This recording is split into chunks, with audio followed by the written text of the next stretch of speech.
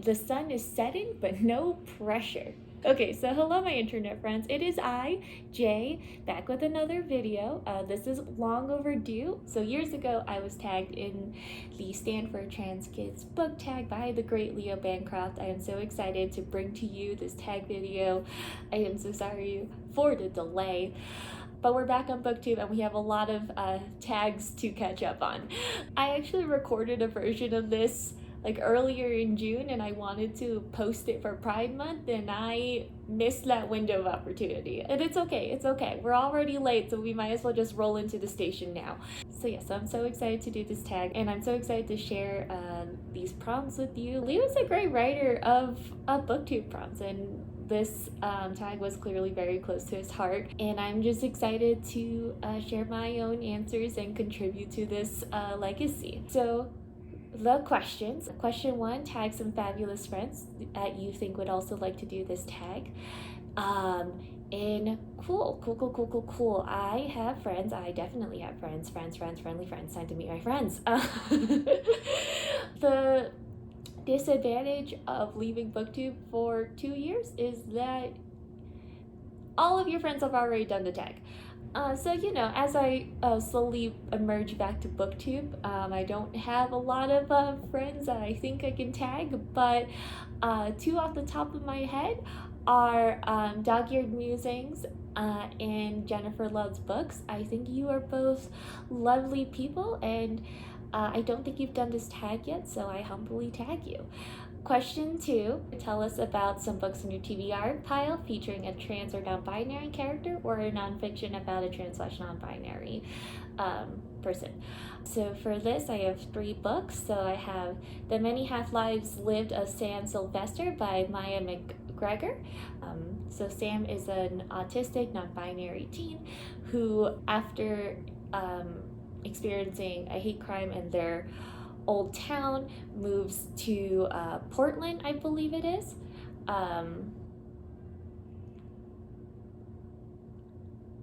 Portland? No, it says that they moved to a small town in Oregon. But I'm like, but I thought that they were in Portland. Is Portland a small town? We're gonna take that again.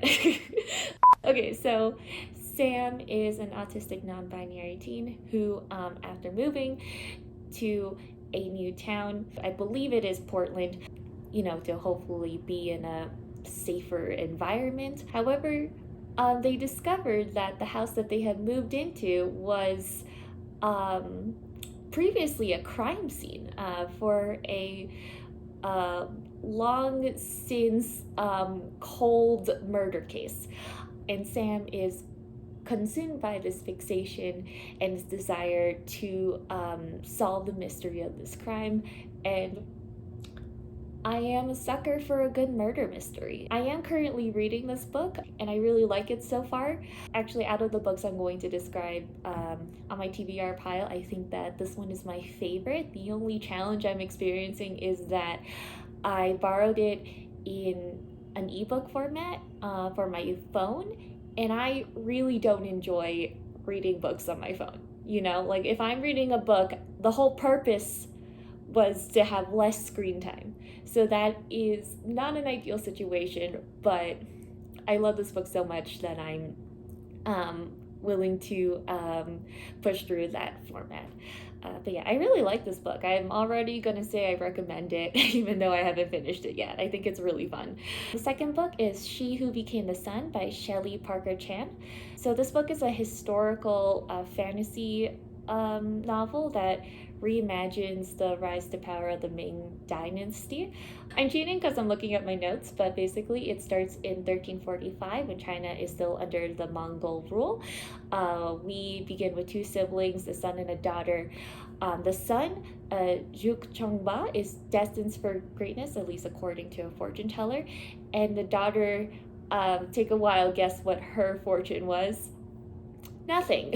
However, when a bandit attack leaves these 2 children as orphans, it's Juk Chongba who succumbs to despair and hunger and dies. And his sister assumes his identity and potentially his fate. Dun dun dun. Cerulean. I like the book so far, actually. I was sold on this premise. This feels very Mulan-esque, which was no surprise to anyone, my favorite Disney movie growing up. I'm curious as to the thoughts I will have on it once I'm done with it, because I'm like halfway through and it's dragging a little bit in the middle. That's all I'll say. But we'll see if we make it to the end and I can tell you my thoughts about it. And if anyone has read it, please tell me what you thought about it. Because if it was really great, I will, keep that in mind as I move forward. And finally, I'm reading Good Boy, My Life in 7 Dogs by Jennifer Finney Boylan.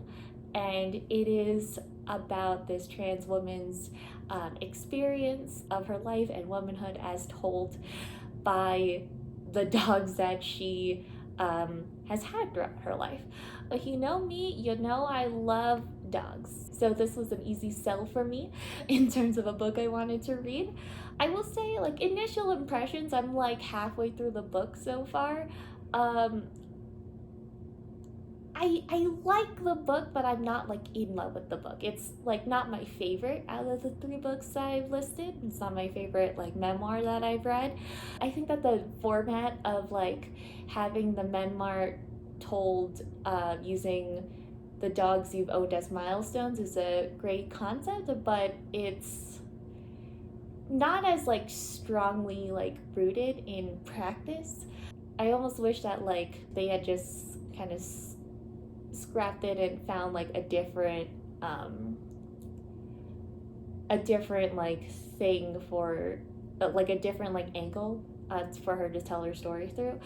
I don't know, but we should actually wait until we reach the end of the book, because who knows, maybe it actually comes through more strongly in later chapters. But those are my initial impressions of these books that are on my TBR. Question 3, name a favorite book, show, or movie featuring a trans or non-binary character. Okay, so this answer is going to have some layers, and this is where you find out that I am a blossoming D&D nerd and a paying subscriber to Dropout TV. Okay, so for this, I am going to recommend Dropout TV's The Unsleeping City. I have a lot to explain here. So Dropout TV started off as a YouTube channel called College Humor. It had a little bit a raunchier, kind of shady 2000s humor, but it has since transitioned into a completely different style and brand of content. They have a lot of really fun and delightful sketch videos, and they still post some videos on their College Humor channel, but they are primarily focused now on their streaming service, Dropout TV. Currently, their show lineup is very much comedic, unscripted internet content. They actually produce some really fun stuff. They have a lot of really great and, dare I say, innovative, unscripted content. Hank Green actually tweeted out a petition for Game Changer to get an Emmy. And I agree with that statement. I do believe that that silly internet show is being extremely innovative in the space and deserves an Emmy for recognition. And that's the most embarrassing thing I've said thus far. Maybe we'll keep it in. But anyway, one of the flagship shows on Dropout TV is their D&D series, Dimension 20, and one of those seasons of Dimension 20 is The Unsleeping City, which takes place in a magical underbelly of New York, and Allie Beardsley plays a trans character named Pete, who is a bit of a deadbeat but sweet, well-meaning drug dealer who loves mushrooms. We meet him having a doctor's appointment in an abandoned warehouse where he decides this is the perfect opportunity to pop a mushroom, to his very responsible doctor's frustration. And it's just such an iconic moment for me. Allie fucking kills it in every season, and I'm pretty sure that they learned how to play D&D for this podcast. I do not think that they were a avid D&D player until they were being paid to do so. They're fucking incredible at it. Their grasp of characters and what makes an emotional character arc is so incredible. There's actually a video that I'll link to down below that just gives Ellie their laurels, and yeah, I just love it. Question 4. Everyone has their own journey and no demographic is a monolith. Recommend a book with a journey, however you define that. For this, I'm gonna recommend House in the Cerulean Sea by TJ Klune. I freaking stinking mother fudgin' love TJ Klune. House in the Cerulean Sea is one of my favorite books of all time. I read it, I think, last year. It is about a social worker who oversees the care of magical children in orphanages, who is tasked with going to this remote island that supposedly houses the most dangerous magical children in existence, and report on the care and the master of the house who oversees these children. And when he gets to this island, he realizes that maybe these kids are not as dangerous or as evil as perhaps the world and his superiors led him to believe. And it's truly a beautiful story of stepping outside of your comfort zone, and I love literally everything about it. I would highly recommend it. Like, it had like a whole booktube boom like 1 or 2 years ago, and I personally believe that we need to bring it back. I think that the House in the Cerulean Sea is still going. Question 5. None of us know everything, even about our own identities, especially since we are not a monolith and have our own journeys. What is a book that taught you something, either about yourself or the world around you? I think I'm gonna go with Decolonizing Wealth by Edgar Villanueva. I mentioned this in a previous video that I did, and it's a nonfiction book detailing Edgar's experience of working in the nonprofit industrial complex. And I really liked the book. I felt like I learned a lot about the reality of how nonprofits exist in their current state and imagining ways that it could be better. I just felt like I learned something new about a specific industry and the unique challenges that that industry faces. It's, philanthropy, but like existing within like capitalism. And I also learned a little bit about, principles of like indigenous ways of living, because Edgar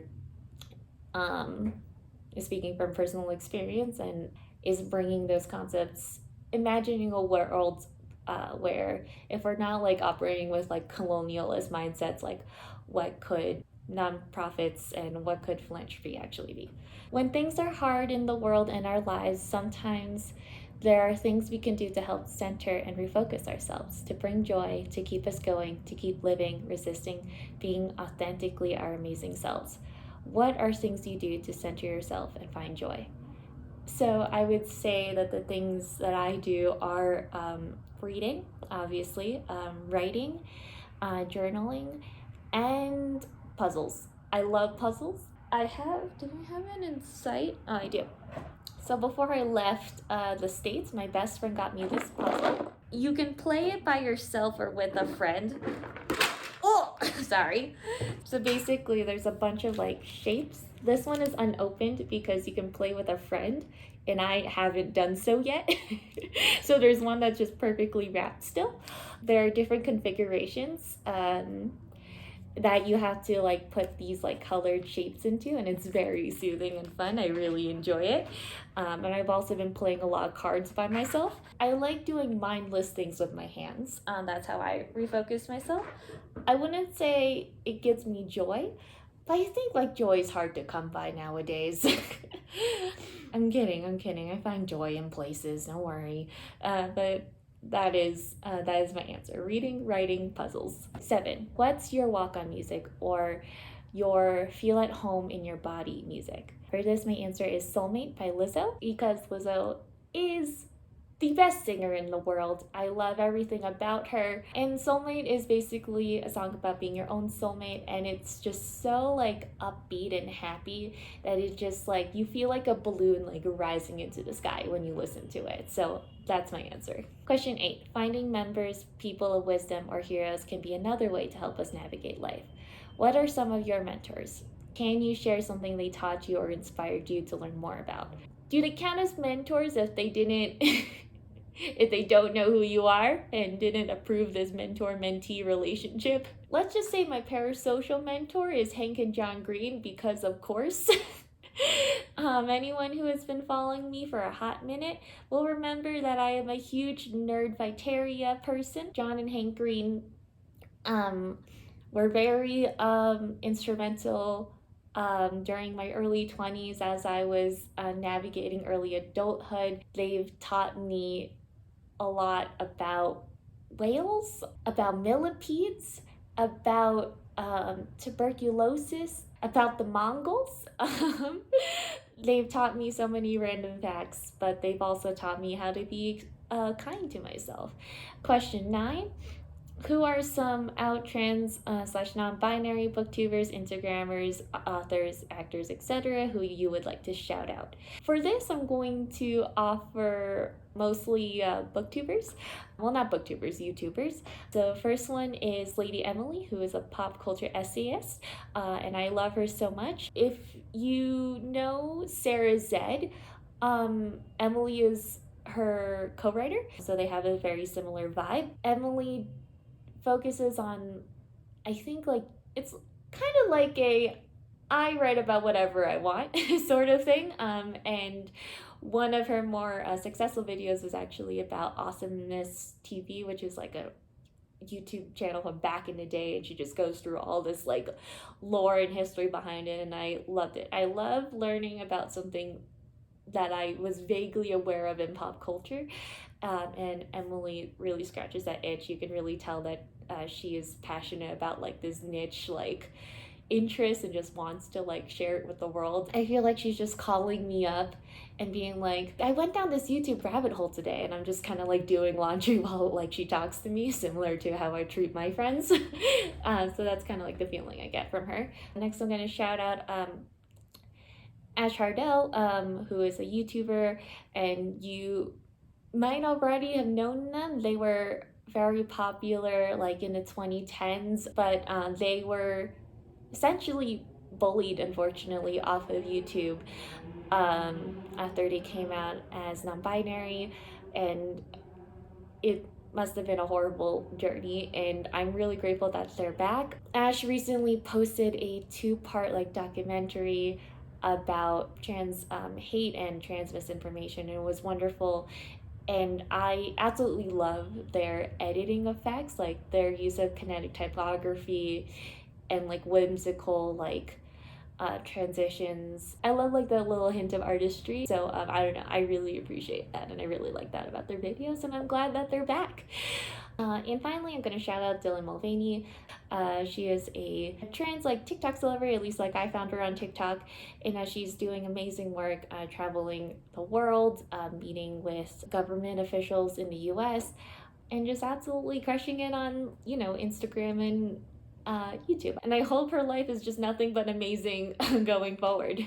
She just seems like just like a light, happy, like buoyant personality, and you know, that's just so delightful. Question 10, what are some organizations that you'd like to shout out for supporting trans kids and trans folks? So the first I'm going to shout out is the Trans-Latin Coalition, which was founded in 2009. It's a grassroots organization created specifically to address the needs of Latin immigrants who live in the US. They offer food, clothes, ESL services, legal representation, job skilling, transitional housing. But yeah, and it just seems like a great organization to support. The second organization that I'm shouting out is the ACLU, which is the American Civil Liberties Union. They are a nonprofit organization that was founded to defend and preserve the individual rights and liberties guaranteed to every person in the country by the Constitution and the laws of the United States. This organization has been around since 1920. Basically, it's defending trans and LGBTQIA plus rights at a policy level. It is also currently tracking 491 anti-LGBT bills in the US. 77 of those have actually been passed into law. They are both raising awareness for these things that are happening in the US and also actively pushing back against it. And I think they're doing great work, so I'm happy to make a donation to them as well. And finally, the last organization I would like to shout out is the Ali Forney Center, Housing for Homeless LGBT Youth, which is headquartered in New York and Brooklyn. They offer support for homeless LGBT youth. LGBT youth are 120% more likely to experience homelessness. And one of the main reasons, if not the top reason, is being forced out by unaccepting families. And this center offers support that is also unique to their needs. They offer continued education programs, transitional housing, health services, and specifically for trans youth, they do offer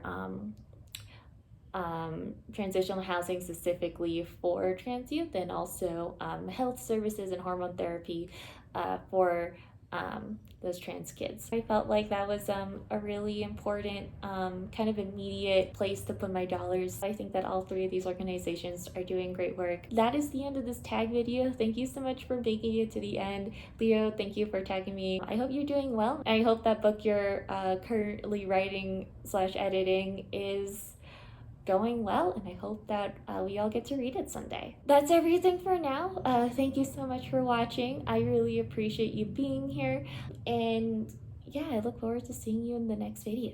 Okay, bye.